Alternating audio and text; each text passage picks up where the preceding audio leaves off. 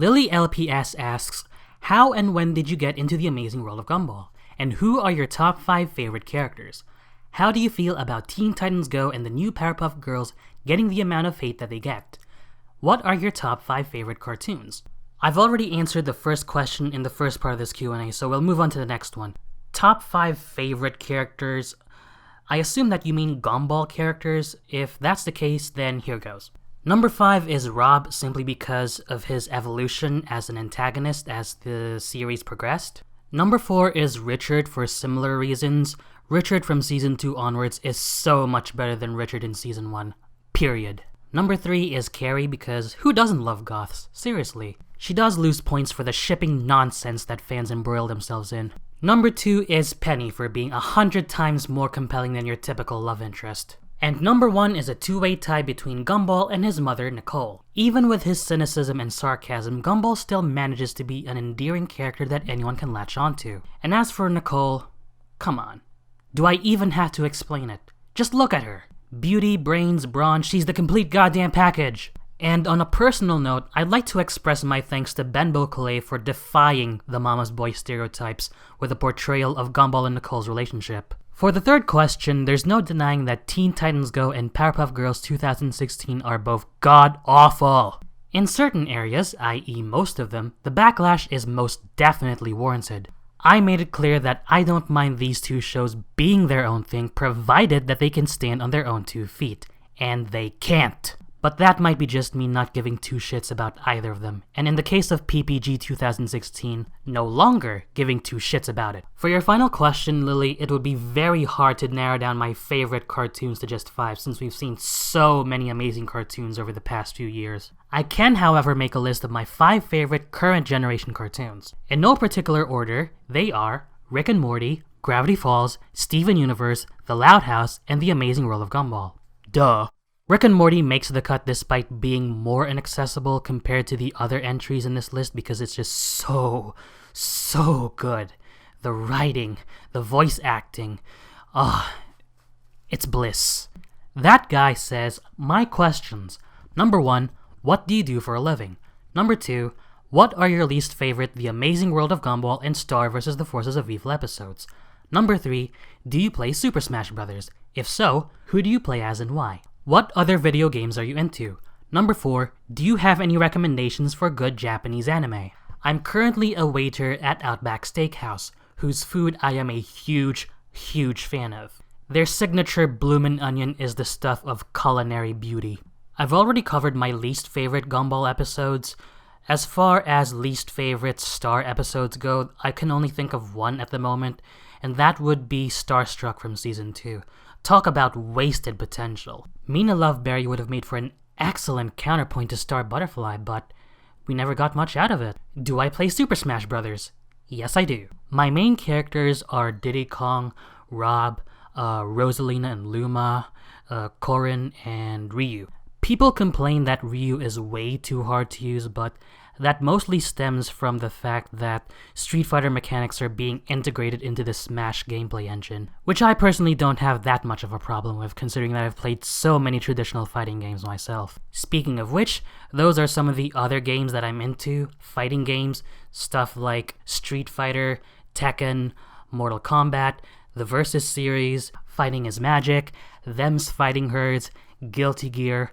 One particular fighting game series that I'd like to bring up is the BlazBlue series. I love BlazBlue. I am a huge sucker for BlazBlue. The gameplay, the music, the characters, the art style, the story. It's everything that a fighting game fan could ever want, and then some. Sadly, I'm going to be skipping out on BlazBlue Central Fiction, the newest installment in the series, unless Arc System Works get their heads out of their asses and decide to include an English dub DLC later down the road. As for other games, I'm also big on Mega Man. Yes, the entire franchise, not just one particular series. I'm also big on Final Fantasy. I'm big on driving games or racing games, particularly the arcade ones like Initial D Arcade Stage and Wangan Midnight Maximum Tune. And then you have other tried and true stuff like Pokemon, Metal Gear, Sonic the Hedgehog, the Batman Arkham games, the Elder Scrolls series, and Portal and Undertale, which I've already covered. Last but not least, I am a massive fan of rhythm/music games, so stuff like the Bemani lineup from Konami, games such as Beatmania 2DX, Guitar Freaks and Drum Mania, U-Beat, Sound Voltex, and there are also non-Bemani/Konami games such as the Korean-made DJ Max games. In particular, the DJ Max Technica games in the arcades, which is the touchscreen-based game that combines elements of Osu and Elite Beat Agents. And if you couldn't already tell from the selection of background music in my videos, I am a massive fan of the Dance Dance Revolution series. It is the pinnacle of concepts that have remained tried and true over the years. Despite its gameplay being virtually unchanged since 1998, Dance Dance Revolution has stood the test of time. One way or another, you're bound to find an arcade with at least one DDR machine in it. It's a boatload of fun, it's easy to get into, yet gruelingly hard to completely master. The music is incredible, and I just so happen to be friends with a couple of composers on Facebook, so people such as Naoki Maeda, Ryutaro Nakahara, and Kosuke Saito, aka Course K. A lot of people still play it today. And with the resurgence of interest in Western countries thanks to the North American release of Dance Dance Revolution Ace, yes, it's pronounced Ace, not A, everything about DDR that I've just brought up is shaping up to be truer than they already are. There's a reason why Dance Dance Revolution continues to be mentioned in pop culture references, because it really is revolutionary. It took the notion of physical interactivity in video games, which could have driven away a large demographic, and turned it into an absolute phenomenon. Dance Dance Revolution is in that upper gaming echelon along with the likes of Pong, Mario, Mega Man, Pac-Man, Final Fantasy, and Street Fighter II. They revolutionized and subsequently paved the way for future successful series in their respective genres. And at the same time, they continue to be fun, entertaining, and successful to this very day. My anime recommendations would be Cowboy Bebop, Tengen Toppa Gurren Lagann, and Puelamaji Madoka Magica. I understand that from the perspective of an anime fan, these are three incredibly easy and obvious recommendations to make, but hey, if you've seen these series, then you'll understand why. Cowboy Bebop's incredibly unique style, which puts it far and above 50% of even today's anime, Gurren Lagann caricaturizing the mecha and kaiju subgenres to a ludicrous and ostensibly fun degree, and Madoka's systematic dismantling of the Maho Shoujo or magical girl genre. Yeah, give these three shows a look-see and find out if they're your cup of tea.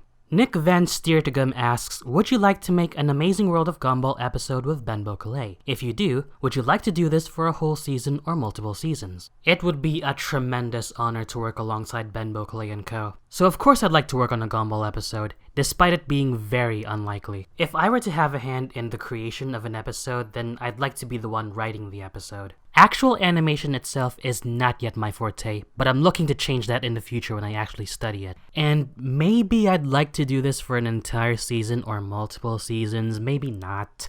I'd have to weigh this kind of commitment against my personal life first. Jeremy Neal asks, what do you think of the promise from Gumball? Nothing offensive, but nothing special about it either. Casual Craftman asks, what are your thoughts on the video game franchise Just Cause? No comment. Never played it. Sorry. Long-haired Linus asks, how do you think the Watterson family and the other characters would react if Gumball suddenly got pregnant with Darwin's child? Rule 34 is over that way, my friend. WolfCubeZ says, congrats on the subs, dude. Thank you. I have a question. What's your opinion on Avatar: The Last Airbender? It's one of the best things that Nickelodeon has ever done, and they completely ruined it by getting M. Night Shyamalan on board for that stupid-ass live-action adaptation, and by delegating Season 4 of The Legend of Korra to the internet. Wait, what? I am never working for Nickelodeon, am I? Well, that's in no small part due to the fact that I'm most likely gonna mouth off about them. It's not like I want to work for Nickelodeon anyway. WebkinsLiker264 asks, how is your voice so beautifully smooth? Plenty of exercise, my friend. Gotta get that cardio to really work on those lungs and vocal cords. And I suppose it also helps that I sing. A lot. Mari Akutsu says, congrats on the subs, dude. Almost there. Thanks, I'm already here. Question. You mentioned that you might get into anime one of these days. Any that caught your interest so far? P.S. It doesn't have to be a recent one. Maybe an old one you wanted to try watching. I want to get into Tiger and Bunny, Panty and Stocking, Azumanga Daioh, Soul Eater, Kill la Kill, and Neon Genesis Evangelion. And maybe Attack on Titan after the craze simmers down a bit. I know that there are plenty of anime out there that I want to get into besides those, but off the top of my head, those are the most noteworthy examples. Wacky Workshop asks, what are some cartoons you like that you haven't talked about before? If there was one cancelled cartoon you could bring back, what would it be? One particular cartoon that I've been thinking of covering in a video is Yin Yang Yo, which used to be a part of the now defunct Jetix block of the similarly defunct Toon Disney Channel. Remember that one? How it's been replaced by that dreadful Disney XD? Hate you, I hate you, I hate you, I hate you so much! My apologies, I'm not good at letting go. Back on track, Yin Yang Yo was one of the most successful shows, if not the most successful show on the Jetix block, and it came out during a time when Bob Boyle actually had a creative bone in his body, and wasn't digging at the bottom of the barrel like he is now. Seriously, what the hell happened to you, Bob? You used to be amazing! You created Wow Wow Wubsy for crying out loud. At the time, Yin Yang Yo was a surprisingly good show. I mean, it's not phenomenal or anything, but it's a lot better than what people give it credit for. The jokes were funny, the writing was decent, the dialogue had its moments. This show had the makings to be something great. Now don't get me wrong, I used to love this show back in the day, and I probably still do, but I'm not gonna look past its flaws, and with the amount of flaws that this show has, that's more or less impossible. The art style of this show leaves a lot to be desired. It's just your basic flash animation with little to no variety to it. Is this really their best foot forward? Basic two-dimensional geometry that you can easily draw on MS Paint without breaking a sweat? The characters were pretty likable, for the most part, but my god do they get obnoxious from time to time. And the show doesn't do a whole hell of a lot with its martial arts and oriental inspirations. And the show ended on a pretty unsatisfying note, with plenty of questions left unanswered by the time of its finale. And this is where I come in. Ladies and gentlemen, I present to you my fanfiction magnum opus, Calamity Hoppers, a dark continuation of the original Yin Yang Yo story picking up from where the finale left off. In hindsight, the quality of this fanfic was... Look, I was 18 years old when I wrote this, so cut me some slack. This fanfic is what happens when you have one too many beers to drink one night and decide to splice together your two current passions at a time into one ungodly abomination. Self-deprecation, because you actually hate yourself more than you think you do. But yes, this is basically a Yin Yang Yo fanfiction that borrows heavily from, of all places, BlazBlue. Kind of a weird combination when you think about it. So in this case, Yang would be Ragna the Blood Edge, Yin would be Jin Kisaragi, and the antagonist would be very similar to Hazama / Yuki Terumi. Sounds unoriginal when I say it like that. God damn it. But, in my defense, over time I did manage to give it its own identity. Yes, it still has its influences, but as a whole, it has its own voice, its own style, it's its own thing. And for how weird of a concept it was, people really enjoyed it. And that brings me to the next question by Wacky Workshop. If I could bring a show back from cancellation or an untimely end, it would be this one.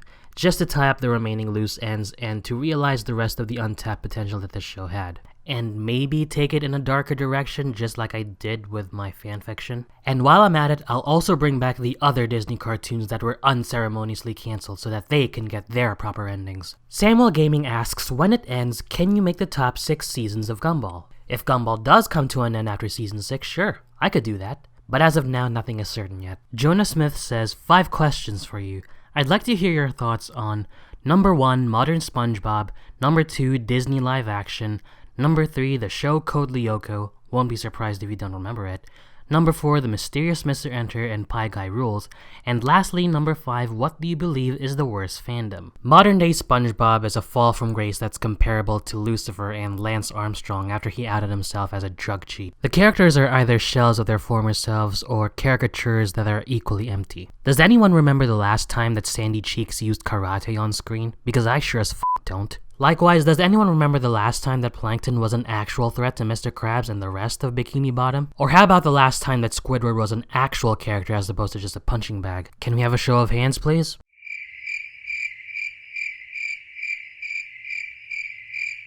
Figured as such. As embarrassing as it is for me to admit, I was actually super into the Disney live action stuff. As a matter of fact, my entire family was. We had the Disney Channel in our cable, and it started with That's So Raven. We came across the show randomly one afternoon and decided to sit through the entire episode, and the rest is pretty much history. That's So Raven, Phil of the Future, The Sweet Life of Zack and Cody, Hannah Montana, Wizards of Waverly Place. We enjoy them. And before you get any ideas, please don't bring up that Cory in the House meme. I can't stand that show. It is, without a shadow of a doubt, the worst Disney sitcom by a country mile. By that same token, just because an idea worked the first time doesn't mean it's gonna work for the next 500 goddamn times. These sitcoms, man. These stupid, shitty, shallow sitcoms. What's the point of being original anymore, am I right? And don't even get me started on the Disney Channel original movies. I could stay here all day and talk about it, but I don't want to lose my mind. I do know about Code Lyoko, but I never really got into it, so I don't have anything to say about it at all. I mentioned the mysterious Mr. Enter quite a few times in the past. Back when he was still relatively new to YouTube, which was around August of 2013, I was actually super into him. The very first video of him that I saw was his animated atrocity review of Ball of Revenge. Then I took a look at his other stuff, and I was quite intrigued with what he brought to the plate. I thought that his scoring system for his My Little Pony reviews were quite unique, if not kind of flawed in some respects. I enjoyed his content quite a lot back then, and it really encouraged me to look at cartoons from beyond just a cursory perspective. But over time I've come to realize his flaws, and he has plenty of them. I don't agree with what he considers subjective and objective. For instance, comedy has always been and always will be subjective.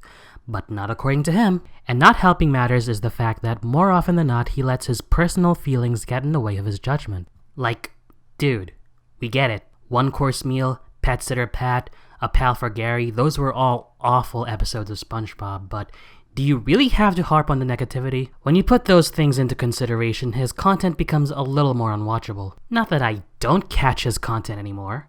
I still do, from time to time. But I can't sit through an entire video anymore. Pie Guy Rules is a somewhat similar story. He's a pretty good reviewer, but I'm not exactly the biggest fan of him. By that, I mean I don't religiously follow his content. If anything, you could say that I got some inspiration from them for my YouTube channel. And lastly, there are way too many horrible fandoms I can think of. Right off the bat, I'm sorry, toxic portions of fandoms. Let's see, Bronies, Sonic, Five Nights at Freddy's, Avatar, Steven Universe, Undertale, they all pretty much speak for themselves. Honestly though, the fandoms for Steven Universe and Undertale can go fuck themselves. And I'd like to personally give a message to the toxic portions of these two particular communities. If I could kindly be afforded a portion of your time, who the f*** do you bastards think you are? No. This has to be brought up. This has to be brought to the forefront because quite frankly, I am sick and tired of this. Dear Steven Universe fandom, just because your show happens to be one of the most progressive and forward-moving shows right now, doesn't mean that you are owed something, anything, by the production crew behind the show. Yeah, way to show your passion for a show that supposedly spreads messages about peace, harmony, and love amongst different kinds of people in the world. Oh, am I being too harsh on you?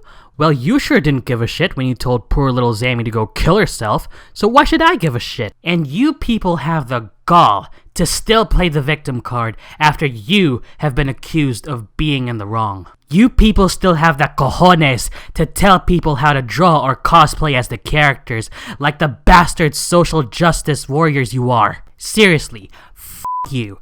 F*** you for your sense of self-entitlement. F*** you. It is exactly because of you people who give all of us left-winged advocates who genuinely, truly want to bring about positive change to the world a terrible reputation. Same goes to you, Undertale fandom. Way to completely go against what your game stands for in the first place. So while all of us genuine liberals actually bring about change to the world, do everybody a favor and confine yourselves to your basements and fester there for all we care. The world is so much better off without your poison. Wow, that took a lot out of me. I'm not gonna lie. Ugh. Okay, I'm calm now. On to lighter stuff. This next question is from Tumblr of all places. It's from an anonymous user and they say, "Hi CR Martin, I have a few questions for your 500 subs Q&A. Congrats, by the way. Thank you. Firstly, what made you want to start a YouTube? Secondly, who is your fave animated character of all time? Thirdly, do you have a job outside of YouTube, and what is it? And finally, do you have a special someone in your life or a crush? And if not, who is your ideal type of gal or guy? I've already answered questions 1 and 3. For my favorite animated character of all time, Mickey Mouse. I'm sorry, Bugs. I know who my heart belongs to. For both personal and professional reasons, Mickey Mouse is my definitive favorite animated character of all time. My ideal type of significant other is someone who accepts me for what I am, the good, the bad, and everything in between. Someone who will stick by my side no matter what happens. Someone who can trust me just as much as I can trust them. Someone that I can confide in and in turn can confide in me. I'm not in any hurry to settle down and fall in love, but if I ever do, that's my criteria. These next batches of questions come from Skype.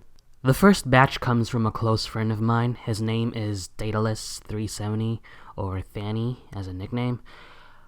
His questions are, what prompted you to take up the pen? What is your favorite genre of fiction in the following forms of media? Movies, shows, and books. What inspired you to mount a channel for YouTube? Ukulele or accordion? What is your favorite food?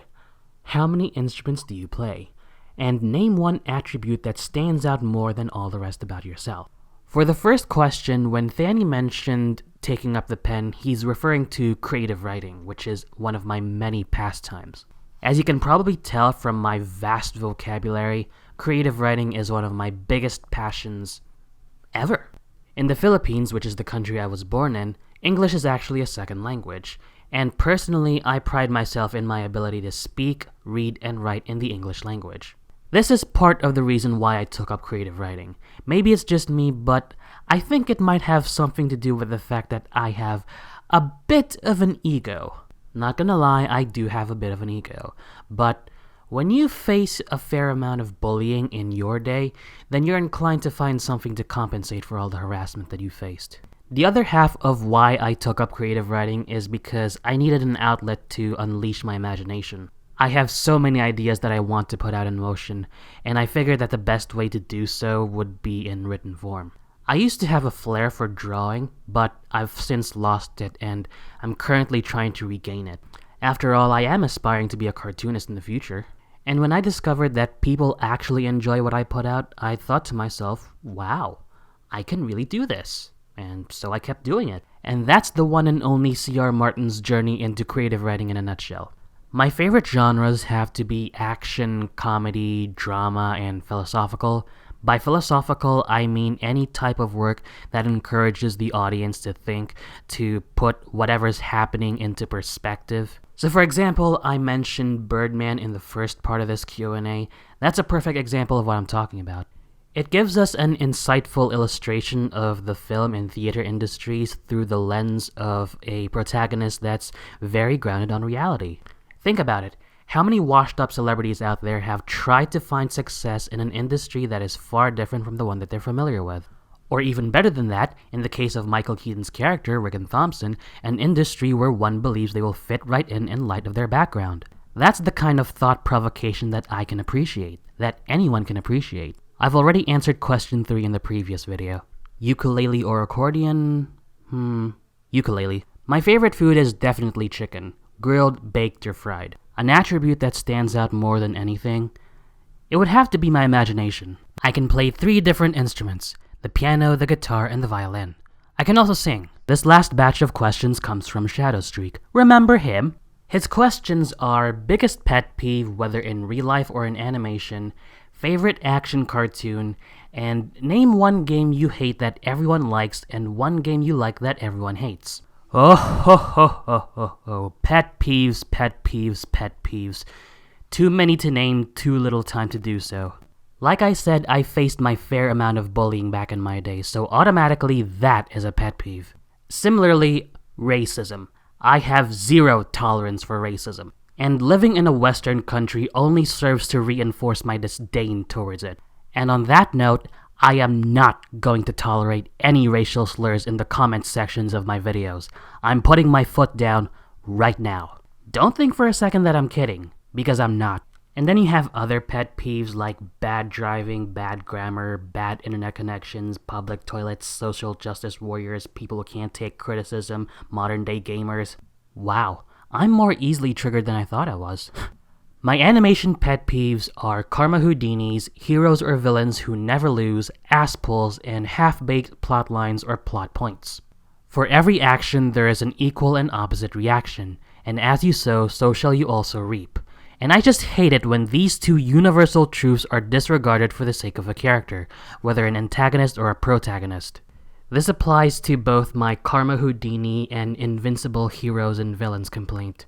As for ass pulls, if it's not meant to be in the story, then leave it out of the story. End of story. And I really don't like using the word rushed in relation to storytelling because that would imply that some development actually happened when in reality there wasn't any development at all. I don't know, that's just a 2-bit internet critic's opinion, so take it with a mountainous grain of salt. Favorite action cartoon? Oh, there's just so many to choose from.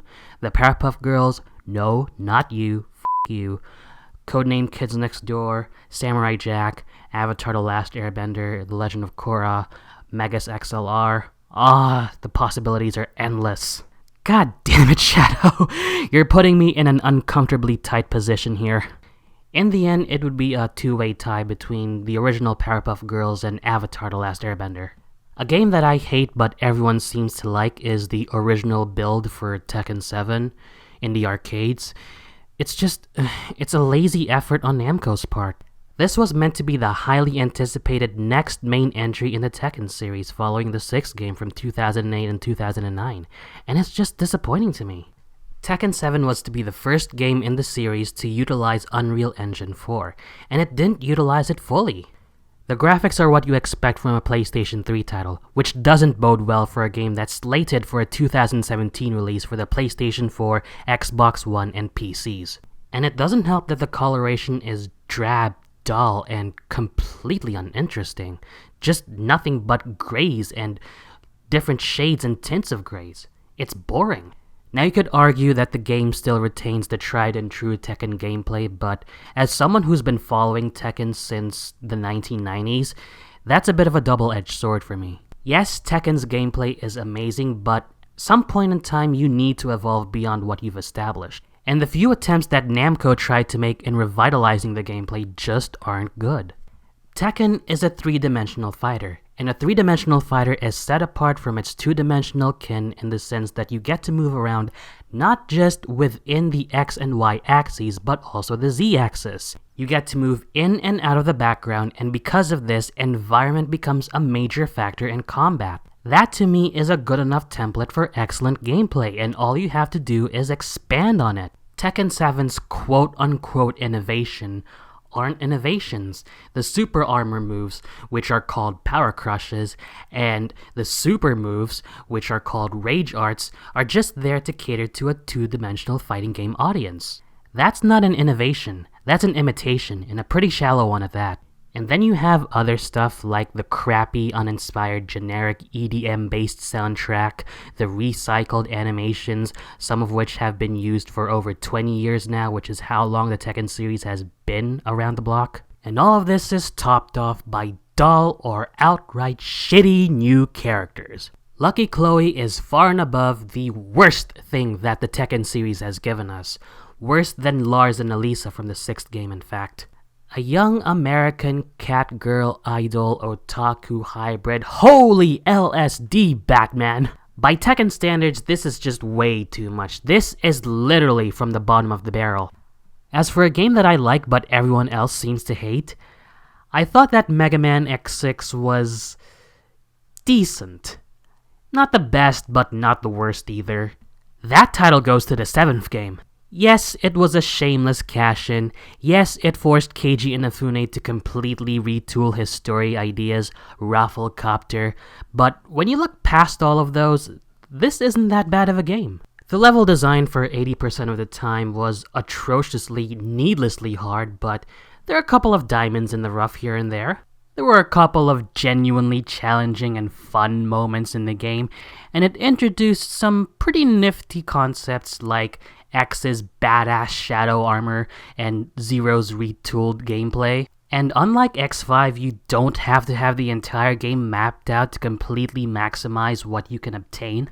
But I do sympathize with the detractors of this game. The translation is just downright bad.